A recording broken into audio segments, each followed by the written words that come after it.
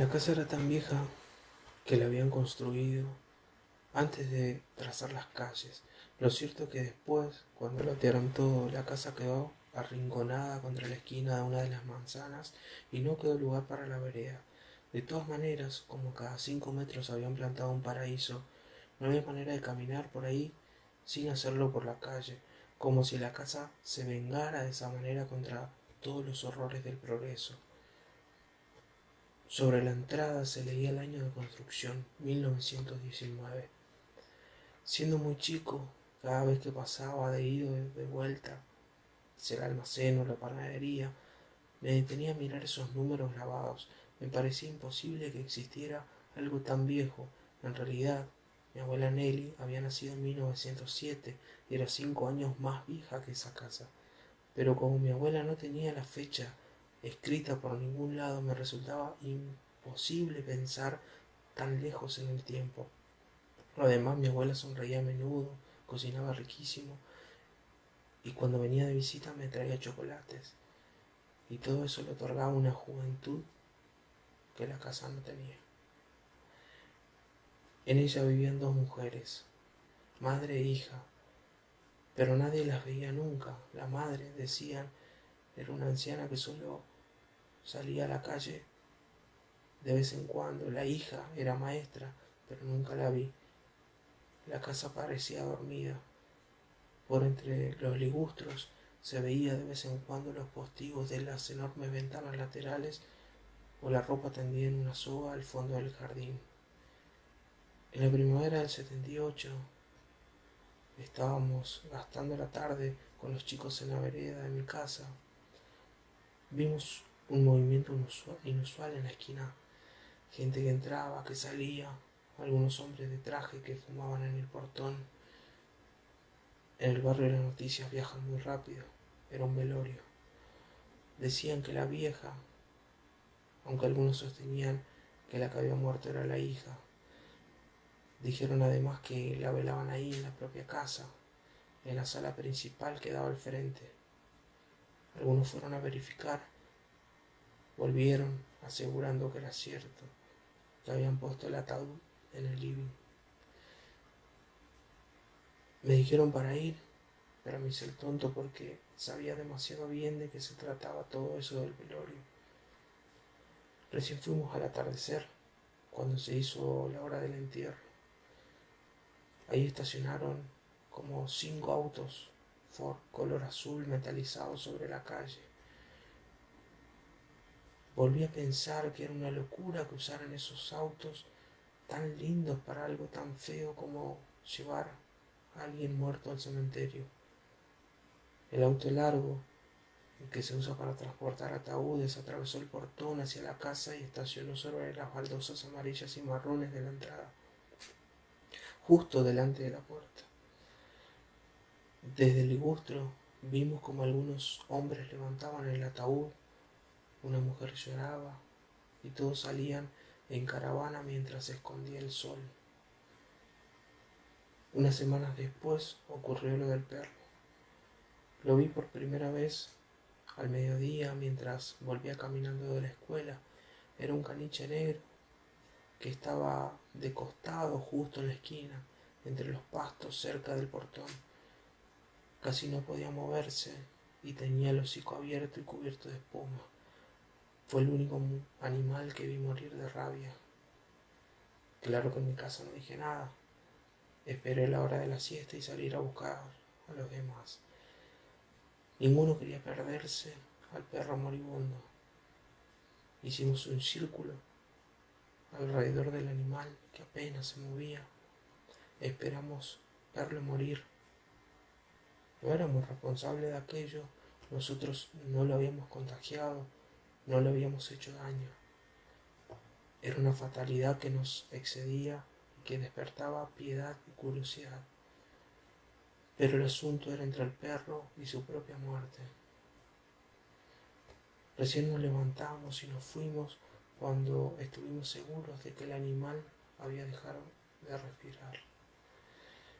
En los días que siguieron volvimos varias veces para ver la manera en que iba rompiéndose el cadáver del caniche. Corrió la voz y mientras nuestras madres nos prohibieron acercarnos a esa esquina, uno de los vecinos colindantes se armó de coraje y armó una pira y lo prendió fuego. Después siguió arrojándole desperdicios sobre las brasas hasta que no quedaron rastros del animal ni de su desgracia. Lo del perro nos llevó a concluir que la casa estaba abandonada. Nadie en su sano juicio hubiera podido aguantar tanto olor durante esos días. No fuimos nosotros, sino otros chicos más grandes, los de la otra cuadra, los primeros que se atrevieron a entrar. Forzaron la puerta de alambre que se abría en el ligustro sobre el jardín del fondo y se metieron a la casa. Esa tarde hablaron de habitaciones vacías y malolientes, de una sala donde persistía la muerte. Naturalmente nos corrió un escalofrío por la espalda que casi nos obligaba a entrar. Nadie confesó que tuviera miedo, pero nos aseguramos de elegir un día que sea soleado y de caminar bien cerca uno del otro para alejar a cualquier espectro que hubiera quedado vagando por las habitaciones de la casa. Pasamos el portón, uno de alambre medio vencido, y avanzamos entre el pastizal humedeciéndonos las pantorrillas. Entramos a la casa por la parte de atrás porque los grandes habían forzado esa entrada y no la principal, que desde ahí se veía la calle. Un pasillo atravesaba de punta a punta la casa y desde ahí se abrían hacia los lados las habitaciones. Lo primero que me llamó la atención fueron los techos. Eran altísimos, de tanto en tanto los oscurecían tupidas telarañas o enormes manchones de humedad que bajaban hasta el suelo. Vimos una pileta de la cocina partida en dos, una bañera que le faltaba una pata y se apoyaba contra la pared del baño. Todo cargaba el desamparo y la soledad que quedan en los objetos que nadie quiso llevar. Ahí los sillones con gente conversando, ahí los tipos parados que fumaban y hablaban en voz baja. Eso nos decía Esteban, que nos guiaba porque él había estado desde temprano en el velorio. Nos quedamos lo suficiente como para que nadie pudiera acusarnos de miedosos, pero hicimos más rápido el trayecto de vuelta que el de ida, porque ahora teníamos la luz del sol llamándonos desde la puerta del fondo y a nuestras espaldas esa sala oscura y húmeda en la que todavía se palpa la ceremonia de la muerte. Pero cuando ganamos el jardín enmalezado, no nos fuimos. Rodeamos la casa hasta el frente, hundidos hasta la cintura en el yuyal y arriesgándonos a que alguien nos viese desde el portón de la entrada. Y nos quedamos. Esteban se plantó delante de una de las ventanas altas. Como todas las otras tenían los postigos cerrados. Se agachó y agarró una baldosa floja, desprendida de su sitio por la presión de las raíces de los árboles. La levantó y la tiró contra los postigos. Saltaron algunos pedazos de madera podrida. Esteban levantó de nuevo la baldosa y volvió a tirarla, casi sobre el mismo sitio. Quedó un boquete un poco más grande que su mano. Forcejeó hasta que hizo saltar la tabla y consiguió abrir los postigos, o los que estaban más flojos. Levantó la piedra por tercera vez. El ruido de los vidrios rotos me hizo erizar la piel. Alguno le dijo a Esteban que la cortara, que iban a retarnos, pero lo hizo por cumplir, no porque de verdad quisiera detenerlo. Enseguida Sergio empezó a imitarlo, Damián también. En los pocos minutos eran varios los que se agachaban para aflojar las baldosas. Las tablas de madera de los postigos saltaban de un sitio casi sin ruido, soltaban un rumor apagado como quien golpea un felpudo mojado. De tan podridas que estaban, no era muy difícil romperlas. Yo fui uno de los últimos. No quería hacerlo, porque hacía poco que andaba callejeando con mis amigos y todavía me costaba trabajo interior caer en la tentación de portarme mal y disfrutarlo. Pero cuando me decidí, me entregué al festín de las piedras. Encaré una de las ventanas que siguen intactas y me aboqué a su destrucción con toda mi energía. Cuando logré abrir la persiana, rompí meticulosamente los 10 paños cuadrados de vidrio repartido.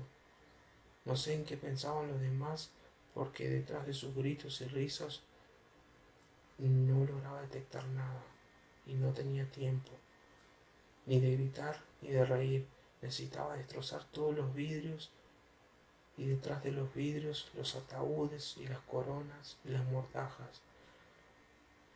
Salimos disparados como liebres cuando escuchamos los gritos de una vecina, aunque el pastizal tan alto nos dificultaba la marcha y de vez en cuando nos hacía caer. Mientras saltaba el alambre del portón, que ya casi se desarmaba en el piso, me di vuelta para ver por última vez la casa. Ya no le tenía miedo y creo que los demás tampoco. En ese momento pensaba que ojalá a la muerte siempre se la pudiese hacer recular así, a piedrazos.